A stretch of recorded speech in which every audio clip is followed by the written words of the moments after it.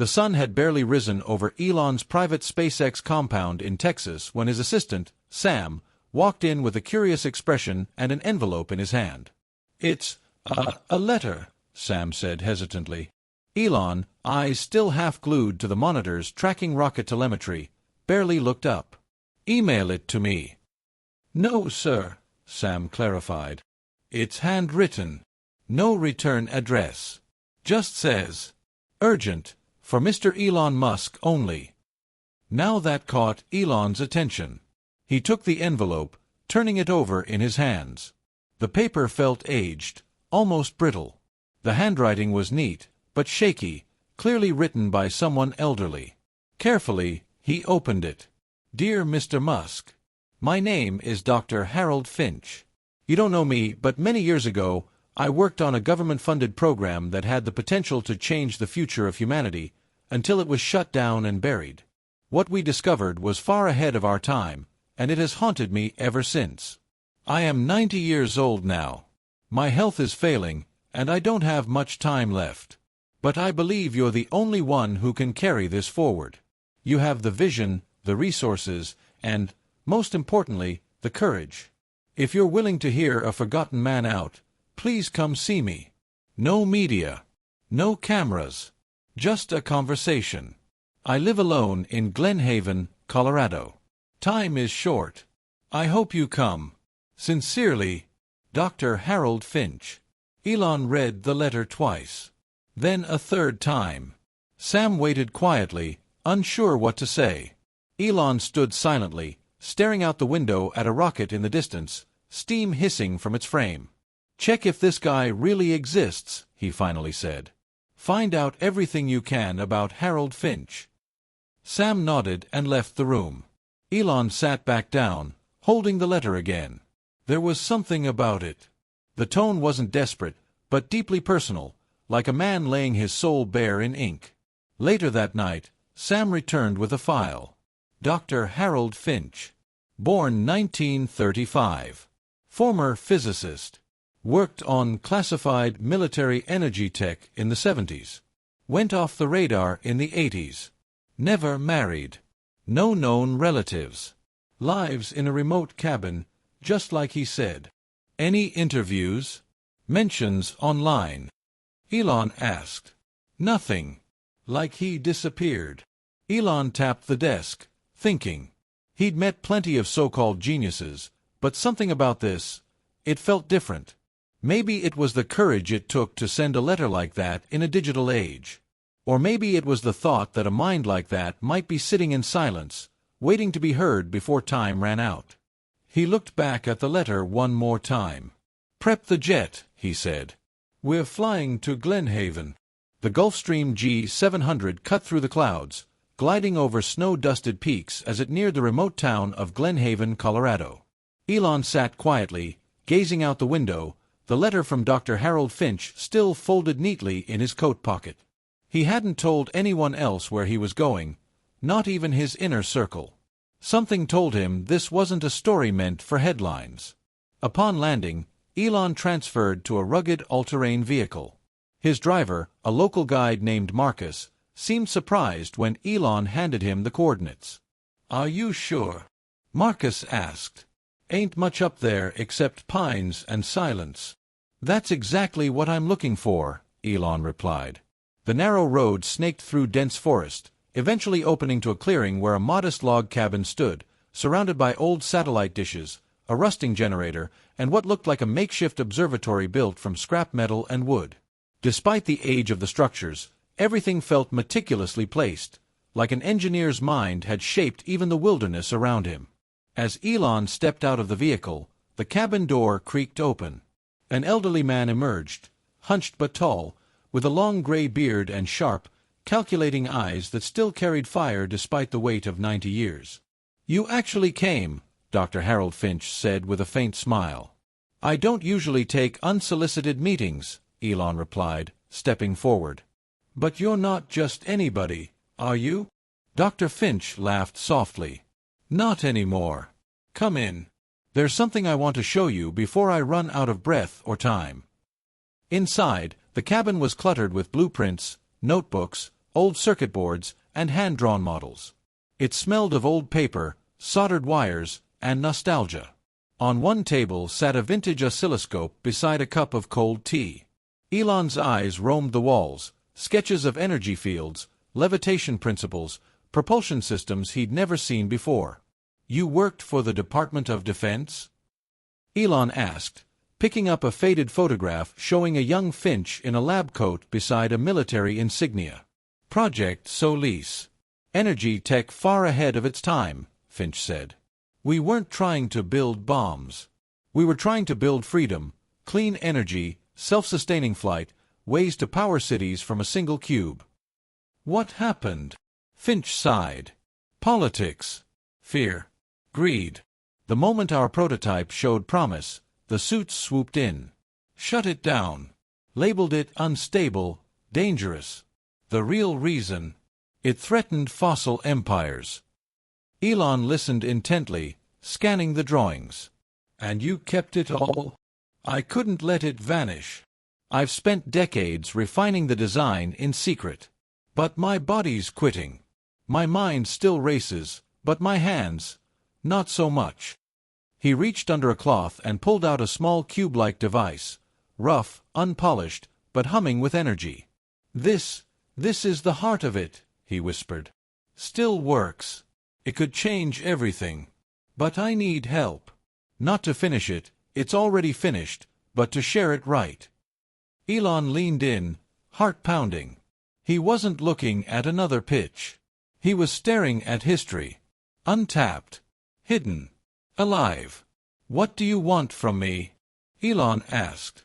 Dr. Finch met his eyes. "I want someone who sees the world the way I did, before the world told me to stop.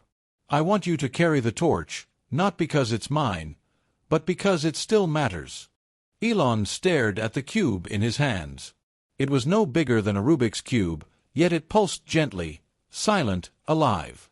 No wires, no plugs, just subtle light moving beneath its metallic surface.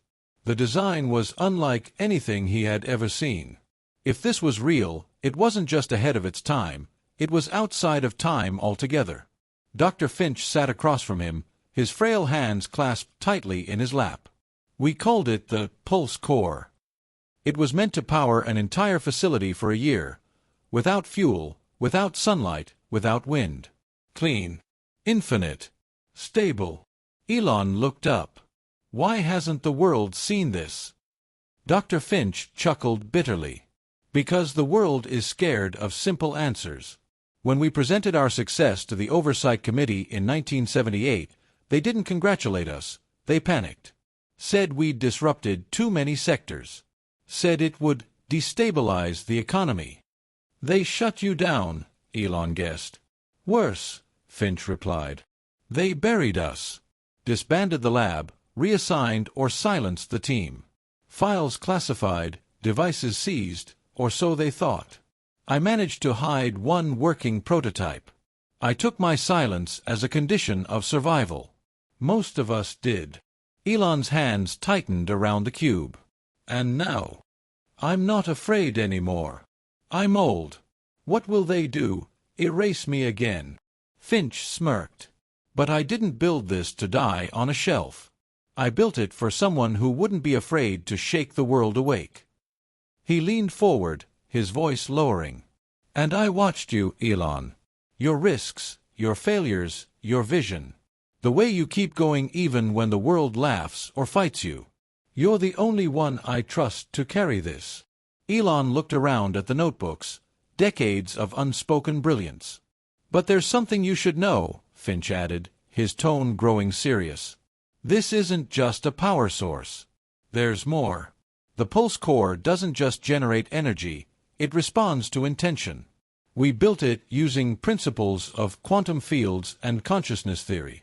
We believed, still do, that it tunes to the will of its user." Elon's brow furrowed. "Are you saying this device is sentient?" "Not quite," Finch said. "But it's closer to interactive energy. We discovered it would function better when used by those with clearer intention. It's almost selective." "That's insane," Elon murmured. Yet he couldn't deny the goosebumps rising on his arms. "I know how it sounds. That's why we kept quiet. But we tested it. And now, you must too." Finch stood shakily and walked over to a small wooden box. He opened it and revealed another cube, this one cracked, inactive, like a failed twin. "We tried to replicate it. Never could. Not exactly. Maybe it wasn't the materials. Maybe it was us. Maybe we weren't ready." Elon looked at the original cube again. He suddenly understood the magnitude of what he was holding. "Why me?" he asked. Finch answered without hesitation. "Because you're the only one who won't sell it, shelve it, or fear it. You'll use it." The room fell into a quiet hum, the pulse core glowing gently between past and future. The sun had set, and the only light in Dr. Finch's cabin now came from the faint glow of the pulse core resting in the center of the table. Elon felt an overwhelming sense of both awe and uncertainty.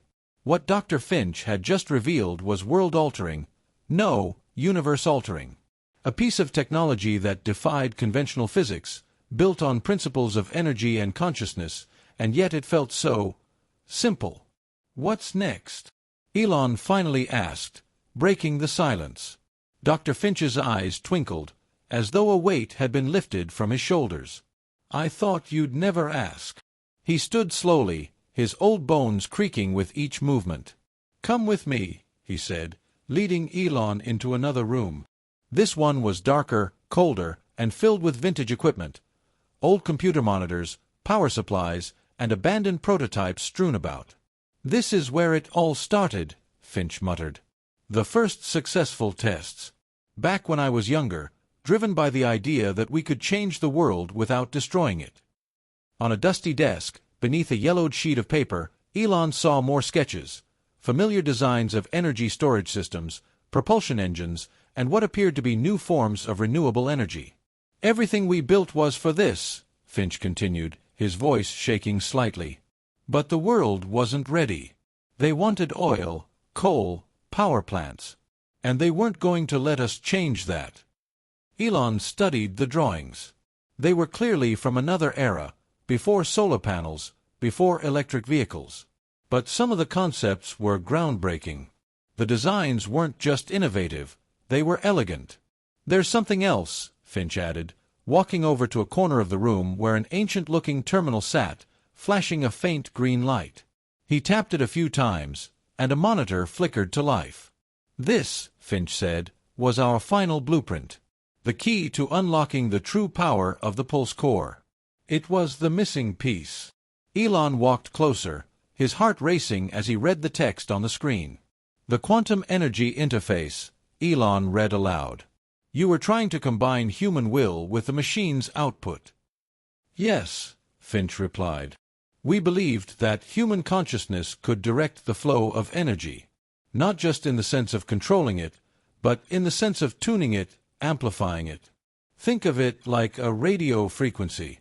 You don't just turn the dial, you shape the signal." Elon's mind raced. The implications were massive. If they could harness human intention in a physical medium, it could revolutionize how humanity interacted with energy itself. But the risks were just as staggering.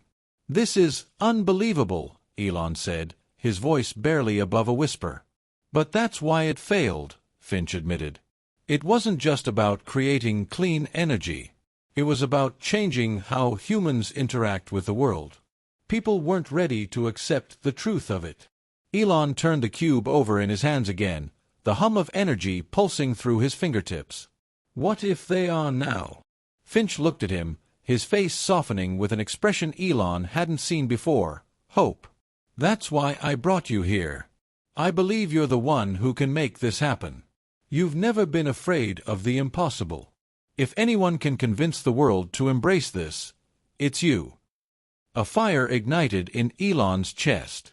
He felt the spark, a vision of a future powered not by fossil fuels, but by clean, limitless energy. A future where humanity didn't just survive, but thrived. "I'm in," Elon said, his voice full of conviction. The old scientist smiled, as if the weight of decades had been lifted from his shoulders. Then let's change the world, one step at a time. 3 weeks later, Elon was back at his Tesla research facility, but something was different. Hidden behind layers of security and accessible only to a select group of his most trusted engineers, a sealed underground lab had been activated for a special project, one that didn't officially exist. On the surface, life went on. EVs were being built, rockets were being prepped. But deep beneath the ground, history was waking up. Elon had brought the pulse core with him, encased in a reinforced, magnetically isolated chamber. Only a few people had seen it, and none of them truly understood what it was.